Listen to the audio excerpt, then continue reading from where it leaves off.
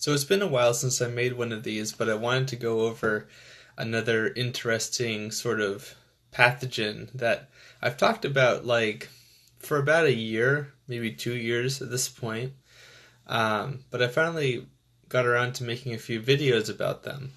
These are phytoplasmas that I'm talking about, and I'm going to say at the beginning that everything I'm saying here is going to be on my YouTube channel, Zenthanol. Most people who follow know that. Yeah, I decided I would just have a late night for what is for me late night. I live in San Diego, so it's currently 12:23. So it's currently the next day at this point. But anyways, so hemp phytoplasmas. This is particularly with regards to hemp. Phytoplasmas are a special cell wall lacking bacteria, and they live in phloem tissue. Phloem tissue is the like there's xylem and phloem with plants, right? And the bacteria colonize the phloem tissue channels in plants. And another important thing is that insects vector phytoplasmas typically. They're typically vectored by psyllids and leafhoppers. And also dodder, which is spelled D-O-D-D-E-R. Dodder is a parasitic plant, and they are helpful for understanding the ability to transfer phytoplasmas, because the parasite sort of links itself with the plant that's parasitizing, sort of like a fungal pathogen would. And so phytoplasmas can be transferred from one host through the parasite into another host. And another thing is that we have a lot of difficulty studying them because we can't culture them using normal culturing techniques. It's very difficult. So we have to study them in plants, which makes it very difficult. Isolating them is very hard. A lot of them have the name Candidatus before their binomial name, and that means that we don't really have the we haven't gone through the taxonomic sort of evaluation that you normally would with the level isolation for other microbials. So that's your crash course for phytoplasmas. So I've made videos on almost all of these, but there are 4 phytoplasma, I believe 5 actually at this point. But this research report I was looking at says there are 4 different phytoplasma groups report on hemp plants. There's a 16SR1 group, 2, 4, and 5. Those are the 4 that are listed here. And most of them have been found in Iran, actually. Interesting to note. And here's the thing. The symptoms of hemp phytoplasmas are very similar to what a lot of people are calling in the cannabis industry dudding. In the rose industry, with roses, there's a similar sort of problem that can happen with rose cultivation, and they're called blinds instead of dudding, at least in English. I'm sure there are other terms in in other languages, Spanish and such. But what it is in roses is that the vegetative growth you want to normally terminate into a bud, a singular flower, or a spray rose, depending on the kind of rose that it is. And instead of terminating in flower material, it terminates into more vegetative material and just kind of stops, which is not what a rose grower wants. The more foliage that becomes that and not flowers is going to affect your yield, of course. And the same is true for hemp, or for cannabis in general. I have here the symptoms, and I posted about it recently, but I have a list here. Right. So there are many different kinds of phytoplasmas. They don't just exist in hemp, they exist in other kinds of plants. And their phylogeny, in other words, their their grouping, essentially, their taxonomic grouping, is also a little bit wonky. But essentially, here are the symptoms of phytoplasmas. Virescence, which is when you have normally non-green tissue start to become green. So, like, if you normally have flower petals that are red or pink or something like that, they turn green. That's called virescence. Phyllody, which is basically when you have like reproductive or like flower material growing on what is normally non-flower material, which is normally foliar material. And that's a symptom as well, and I've seen that in certain cannabis plants, and I think a lot of people have seen them online. The abnormal proliferation of shoots, which is what's called witch's broom, that's another name for the hemp phytoplasmas, is witch's broom, which is a disease descriptor for other plants as well that have phytoplasmas and other sorts of diseases that cause this sort of prolific branching where you get like leaves start to grow out of the stems sometimes, or stems start to erupt out of stems, like a bunch of nodes start to open up, really weird stuff like that. Moving on, there's the foliar yellowing and reddening, and reduced leaf and fruit size, phloem necrosis, so like dying phloem tissue, and an overall decline and stunting, so stunted growth as well. And I think that a lot of those symptoms really match what some people at least are seeing in some plants that are at least loosely referred to as deading. I think the definitions that people use for sort of a putative pathogen can be a little bit hard to nail down sometimes. So excuse me if it's not all the different symptoms that somebody has used when referencing the word deading. But for me, those are very similar sorts of symptoms. The paragraph I'm reading goes on to say that phytoplasmas are phloem-limited plant pathogens transmitted by leafhoppers, plant hoppers, and psyllids. So that's right, leafhoppers, plant hoppers, and psyllids. Huanglong Bing, some people have seen me post about it in my stories and on my Instagram posts, is a pathogen. It's also a phytoplasma, and it infects all citrus plants. And we also call it the citrus greening disease. It can turn ripe fruit unripe, and it turns the wood of the citrus plant all gnarled and curled. It's really terrible. And anyways, there's no real cure for it. So it's kind of an extreme threat to all of citriculture globally. It's been in Florida for about 10 years, and it's been in California for, I think, about half that time, maybe, or maybe a little bit more, maybe 8 years.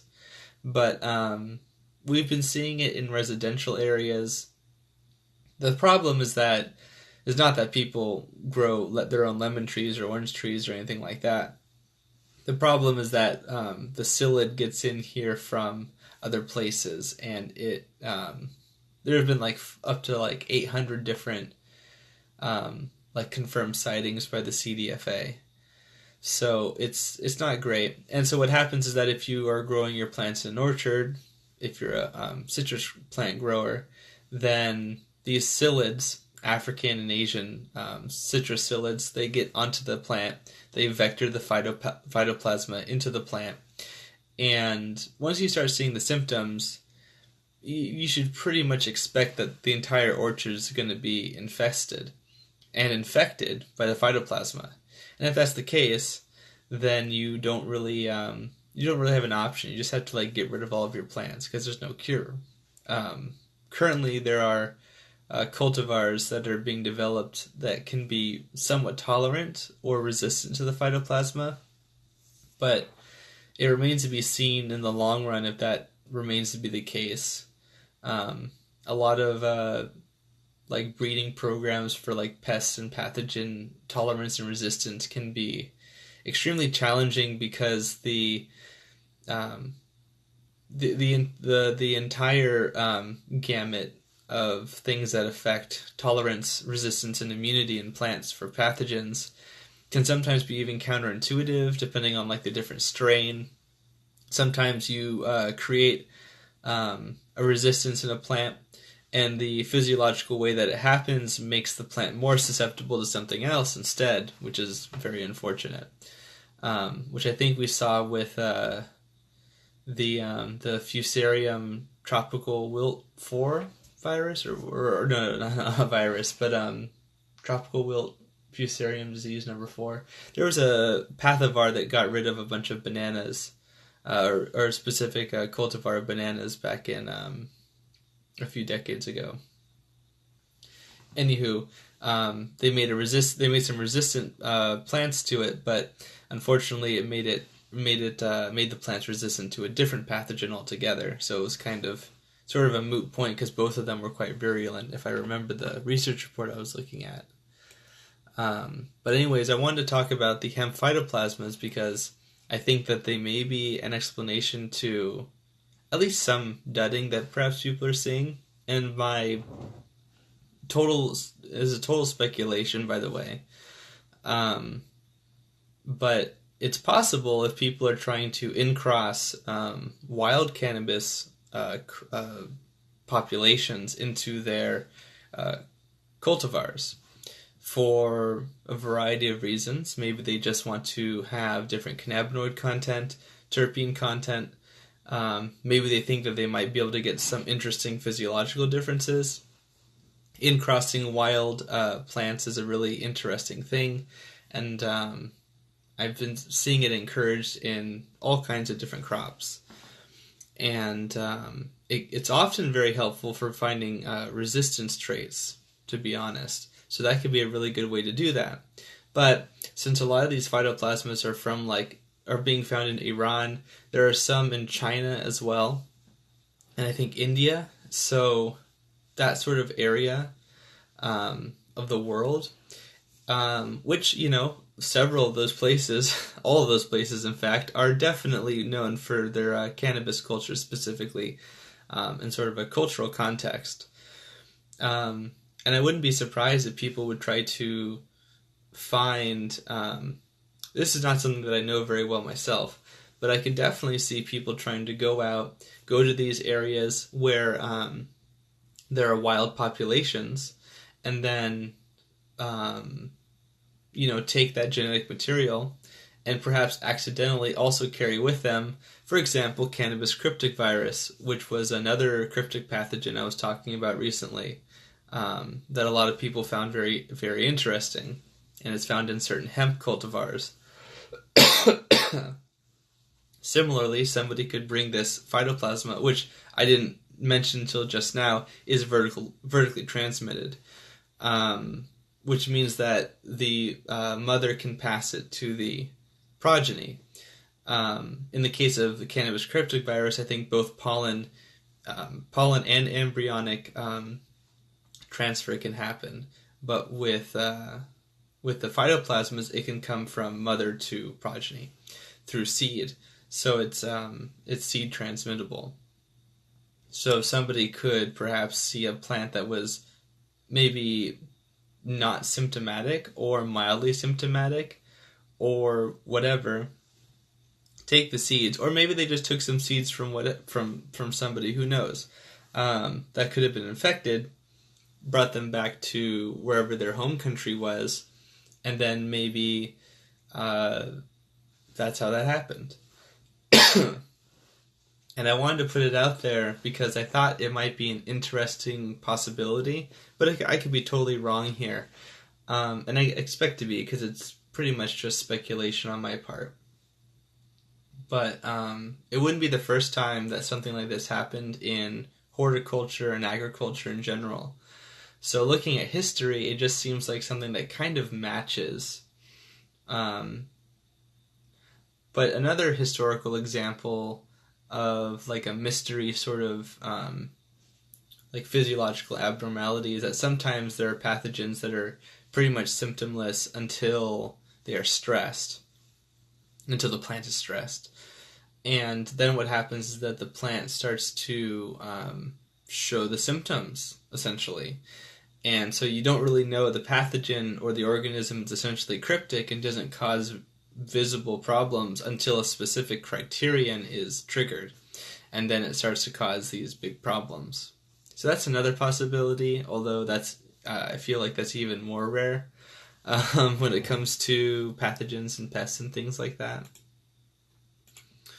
But that's all I really wanted to talk about for the most part. I know that most people probably were joining and maybe were expecting me to answer some questions or something like that. But yeah, I just wanted to talk about it. I haven't done a Zenthanol live in a little while, and I wanted to upload one and start the conversation going about this. And I look forward to your comments and critique about what I'm talking about. Feel free to ask me about the information. If you want, you can check out on my YouTube channel, Zenthanol, some of these videos about the hemp phytoplasmas with their academic literature are basically taken directly from there. So you can check it out for yourself, give me your thoughts. I'd be very interested in hearing about that. And yeah, just the three of you guys. Sorry about that, but if you, for those of you who are just getting on, I'm about to sign off, unfortunately, but you can catch this video on my YouTube channel, Zenthanol. I appreciate it. Hemp phytoplasmas, check out my posts about it if you're interested in what I was talking about. I think it's a really interesting subject that is so far overlooked as far as I'm aware. Have a good one.